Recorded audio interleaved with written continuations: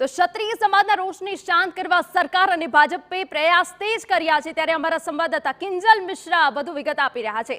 કિંજલ, અત્યાર સુધી સરકાર દ્વારા અનેકો બેઠક કરવામાં આવી પણ ઉકેલ નથી આવ્યો। હવે 10 મુદ્દાઓ રેડી છે। શું ક્ષત્રિય સમાજ આ 10 મુદ્દાઓથી માનશે? કિંજલ, હિના પ્રયાસ એવો ચોક્કસ થઈ રહ્યો છે કે સંવાદ છે તે સંવાદ થાય અને એક ગાઈડલાઈન છે તે ભાજપે પોતાના જે ક્ષત્રિય આગેવાનો છે, કાર્યકર્તાઓ છે તેમને પણ આપી છે અને એક મેસેજ છે એ જે આપ જુઓ કે જે 14 જેટલી લોકસભાની સીટો છે ત્યાં બેઠકો થઈ છે। આ બેઠકની અંદર માત્ર ક્ષત્રિય નેતાઓ નહીં પરંતુ ભાજપના અલગ અલગ કાર્યકર્તાઓ, જિલ્લાના આગેવાનો તમામ લોકો ઉપસ્થિત છે અને એક જે મેસેજ આપવાનો પ્રયાસ ભાજપ દ્વારા ખૂબ સ્પષ્ટતાથી કરવામાં આવી રહ્યો છે કે જે નિવેદન છે એ નિવેદનનો બચાવ પાર્ટી નથી કરી રહી। પુરુષોત્તમ રૂપાલા દ્વારા માફી માંગવામાં આવી અને એ જ કારણ હતું કે જે નિવેદન છે તેનાથી કેન્દ્રીય નેતૃત્વ પણ વ્યથિત છે અને એ કારણથી ભાજપના પ્રદેશ પ્રમુખ દ્વારા પણ માફી માંગવામાં આવી। વારંવાર કાર્યકર્તાઓને એ કહેવામાં આવી રહ્યું છે કે સમાજની વચ્ચે જાય અને એ વાત કરે કે પુરુષોત્તમ રૂપાલાના નિવેદનનો પાર્ટી બચાવ નથી કરી રહી। તેની સાથે એક સમજાવવાનો પણ પ્રયત્ન કરે કે ભાજપ માટે આ મુદ્દો કોઈ રાજકીય મુદ્દો નથી પરંતુ ભાજપ માટે આ મુદ્દો એ સામાજિક સમરસતાનો મુદ્દો છે। સમાજના વૈમનસ્ય ન ઊભું થાય તેનો મુદ્દો છે અને તેનાથી પણ મહત્વની જે વાત છે કે જે કાર્યકર્તાઓ લોકો વચ્ચે લઈને જાય તે વાત એ છે કે જેમ તમામ સમાજ ભાજપ સાથે જોડાયેલા છે તો ક્ષત્રિય સમાજ તો ભાજપનો અભિન્ન અંગ છે।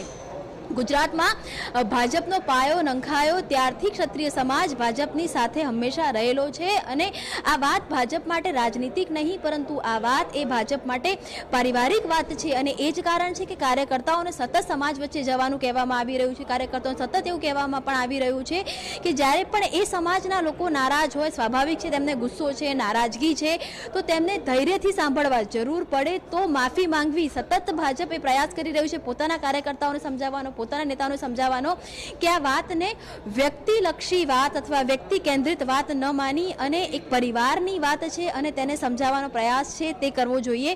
જે 10 મુદ્દાની એક્સક્લુઝિવ માહિતી આપણી પાસે છે તેમાં એ મુદ્દાઓનો પણ સમાવેશ થઈ રહ્યો છે કે જ્યાં બિટવીન ધ લાઇન સરકાર હોય કે સંગઠનો, ખાસ કરીને ખાસ કરીને જે રાજ્યના ગૃહપ્રધાન છે હર્ષ સંઘવી, તેમના દ્વારા પણ એવું સતત કહેવામાં આવી રહ્યું છે કે ક્ષત્રિય સમાજ દ્વારા કોઈ પણ પ્રકારના કાર્યક્રમ કરવામાં આવે તો તેને કોઈ પણ રીતે દબાવવાનો, તેમને ધમકાવવાનો અથવા તો એવી કોઈ પણ વસ્તુ ન કરવી કે જેનાથી ઉશ્કેરાટ છે તે વધી શકે। તેની સાથે જ જે ગૃહમંત્રી દ્વારા સતત કહેવામાં આવી રહ્યું છે કે આ આંદોલનને જમીન ઉપરથી નહીં પરંતુ આ આંદોલનને લોકોના દિલમાંથી હટાવવું એ જરૂરી છે।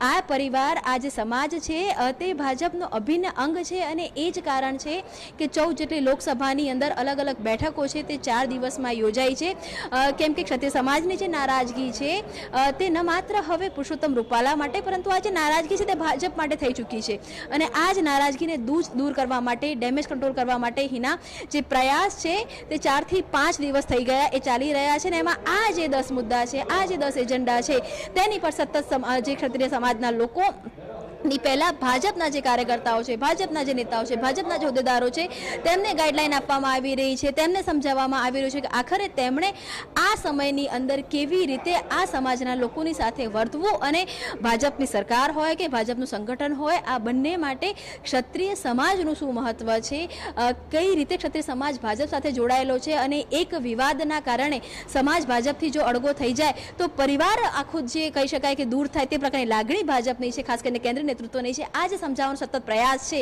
તે સરકાર અને સંગઠન દ્વારા કરવામાં આવી રહ્યો છે। બિલકુલ કિંજલ, આપ ખૂબ અગત્યની જાણકારી આપી રહ્યા છો કે 4 થી 5 દિવસથી સતત મનાવવાના પ્રયાસ થઈ રહ્યા છે કે જે ક્ષત્રિય સમાજમાં આ પહેલા ઉમેદવાર પુરુષોત્તમ રૂપાલાને લઈને રોષ હતો પરંતુ હવે તો સમાજ ભાજપનો પણ વિરોધ કરી રહી છે।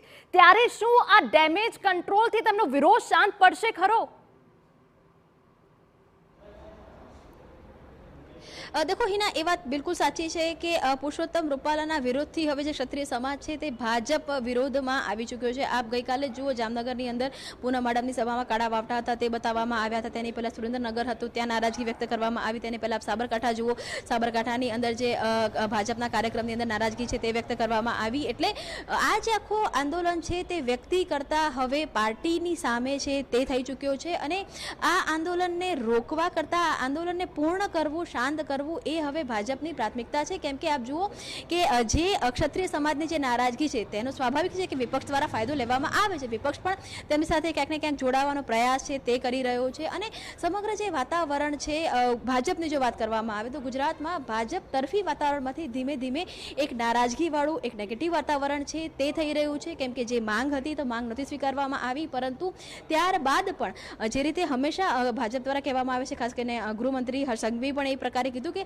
હજુ પણ સંકલન સમિતિ સાથે સંવાદ છે તે યથાવત છે, સંકલન સમિતિ સાથે વાતચીત યથાવત છે અને આજે સમગ્ર આંદોલન છે તે સંવાદથી વાતચીતથી જ પૂર્ણ થશે. એટલે કે એ ચોક્કસ છે કે જે પ્રયાસો છે તે એવું ચોક્કસ બતાવી રહ્યું છે કે ડેમેજ થઈ ચૂક્યું છે, જે અનુમાન હતું તે અનુમાન કરતાં વધારે ડેમેજ થઈ ચૂક્યું છે અને ડેમેજ કંટ્રોલ કરવું એ ખૂબ જરૂરી છે, કેમ કે જો આ ડેમેજ કંટ્રોલ નહીં થાય તો આ આખી જે વાત છે તે એક સામાજિક મુદ્દો બની જશે અને જે આગળના દિવસોમાં ખૂબ નુકસાન કરી શકે. અને આપ જુઓ કે વડાપ્રધાનની પણ ટૂંક સમયની અંદર ગુજરાતની અંદર સભા યોજાવા જઈ રહી છે, વડાપ્રધાનના રોડ શો યોજાવા જઈ રહ્યા છે, કેન્દ્રીય ગૃહપ્રધાનની પણ ગુજરાતમાં 6 થી 7 જગ્યા પર સભા યોજાવા થઈ રહી છે. તો જ્યારે કેન્દ્રીય નેતાઓ જ્યારે ગુજરાતમાં હવે આવવાની શરૂઆત થશે, પીએમ અને યુએચએમની સાથે સાથે અને કેન્દ્રીય નેતાઓ પણ ગુજરાતમાં આવવાના છે, તો જો તેમની સભાઓમાં કોઈ પણ પ્રકારની જે વિરોધ છે, નારાજગી છે તે જોવા મળે તો તેના પડઘા છે તે નેશનલ સ્તર પર થાય તે પ્રકારની પણ પૂરી શક્યતાઓ છે. અને એ જ કારણ છે કે અત્યારે હવે ડેમેજ કંટ્રોલમાં સરકાર પણ લાગી છે, ડેમેજ કંટ્રોલમાં સંગઠન પણ લાગ્યું છે.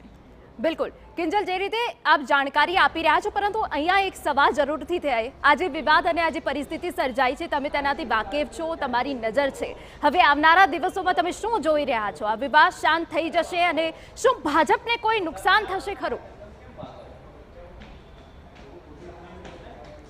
દેખો, જો ગુજરાતમાં ક્ષત્રિયોની વાત કરવામાં આવે તો ગુજરાતમાં એવી કોઈ બેઠક નથી કે જ્યાં હાર અને જીત માટે કદાચ ક્ષત્રિયો નિર્ણાયક ભૂમિકામાં હોય, પરંતુ જે પ્રકારની વાત છે તો આપ જુઓ, રાજસ્થાનની વાત કરો કે આપ યુપીની વાત કરો કે આપ પછી બિહારની વાત કરો, આ તમામ જગ્યા પર વોટ છે તે નિર્ણાયક ભૂમિકામાં છે. તે સિવાય એવી ચોક્કસ કેટલીક લોકસભાઓ છે કે જ્યાં જો ક્ષત્રિય વોટ એક સાથે સ્વિંગ થાય તો તેની અસર પરિણામો પર થઈ શકે છે.